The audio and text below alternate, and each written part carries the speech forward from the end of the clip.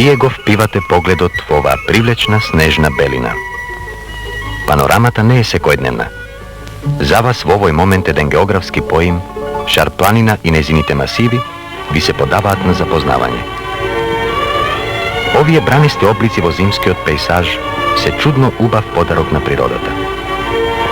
Личното доживување и задоволството на подвижните скии, од врвот попова шапка не упатуваат кон суровиот и ветровит цели пашин врв, за да се спуштиме во Јелак, таа мала и пријатна зимска оаза на зеленило и топло огниште.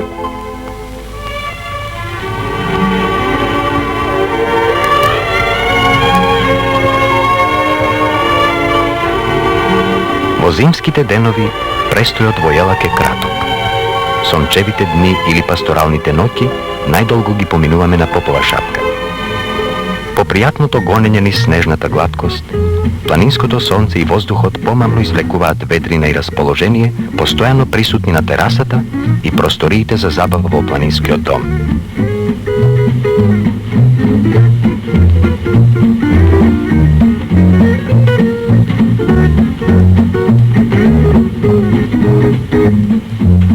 А кога студот се заморува и сонцето ќе ја збрише непрегледната белина, пролетниот развигор донесува нови бои и акорди. Украсите на природата се менуваат во цветна облека и продолжуваат со игривите тонови на овчарските шупелки, побрзањето на кротките муциња, низ раѓањето на новиот пейсаж со див мирис на планината. Монументалниот Титов врв му пркоси на времето разголен и суров за сите годишни времиња, разблажен постојано низ штедрото отсликување во прозирните езера.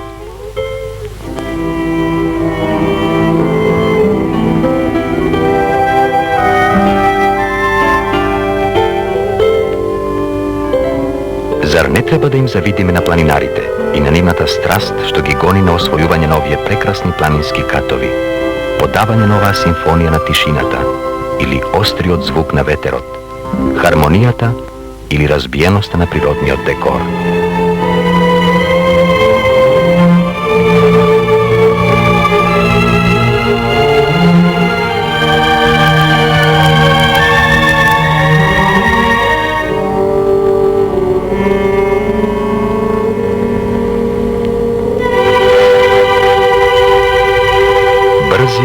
Игриви и пркосни, планинските води шепотат или шумат низа преисконски мелодии, скалесто браздејќи го својот ток.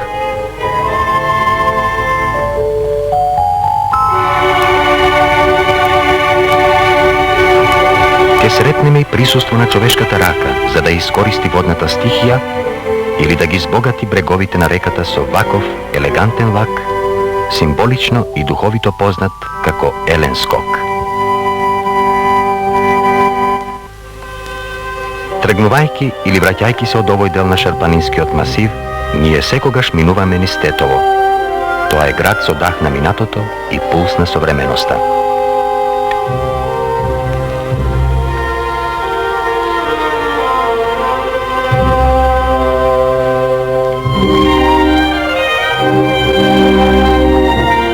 Присуство на туѓа култура наоѓаме во контурите на градежништвата со ориенталски линии и облици, фрлени во заборав и сосипани понекаде грубо, декоративно, негде пак живописно и со арабески, остварени како на зидовите и сводовите на шарената џамија.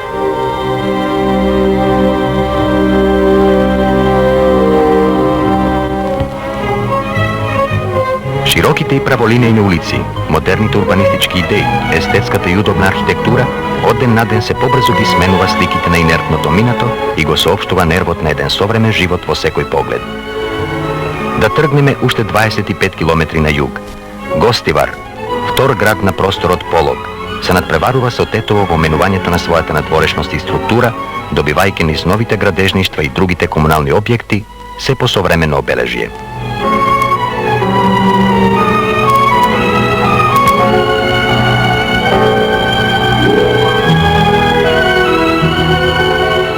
Ако љубопитството не ни е намалено, во планинските села Лазарополи и Галичник ние можеме да откриеме оригинален и редок колоритен амбиент во обстановката, боите и начинот на животот.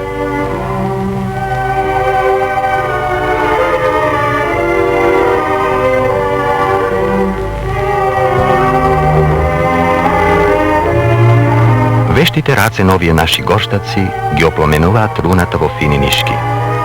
Предавани од дланка на дланка, се нижат во оригинални фолклорни орнаменти, во кои македонската жена внесува визии, оплеменети и избогатени со незиното чувство.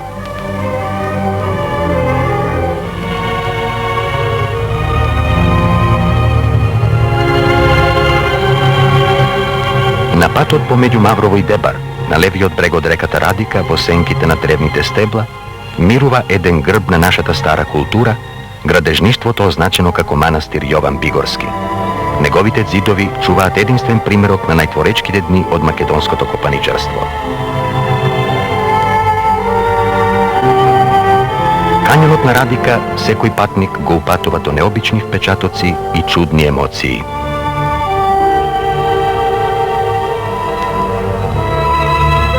Ако сте страстен рибар, во удобноста на рибарската кукичка секогаш ќе имате пријатен одмор и интимна стреја. Вас постојано ќе ве мами шепотот на убавицата Радика, а најмногу незините жителки пастрмките. Вчера ловот беше богат, затоа радоста поигрува в тиган.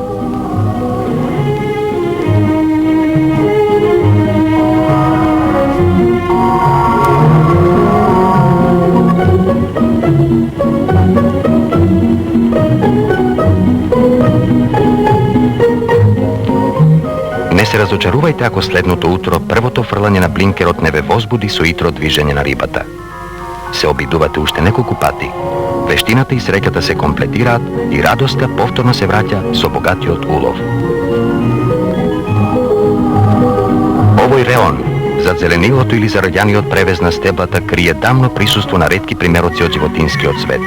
Покрај другите видови, овде се уште е зачуван рисот.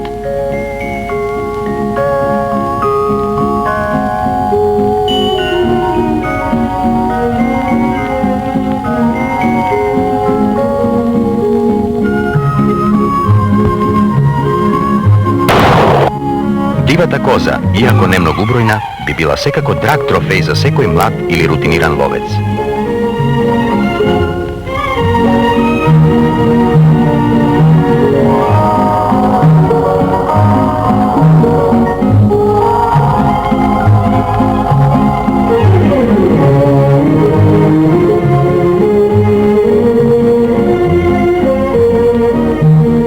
Мавровското езеро не е само огромен воден акумулатор за турбините на Мавровскиот хидроенергетски систем.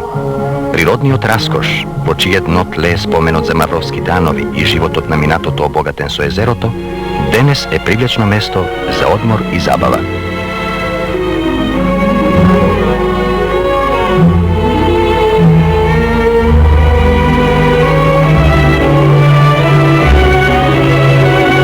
Опитот со порибувањето на овие води за кратко време се покажа успешен.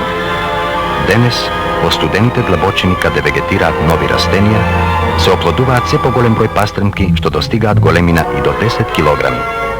Задоволството што го возможува риболовот на овие води, се повеќе ги мами пасионираните риболовци.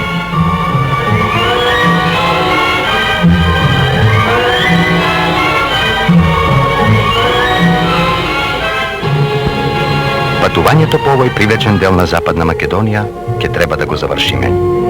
Она што останува во нас, тоа е мислата која постојано ќе не подсетува. Кога повторно ќе дојдеме?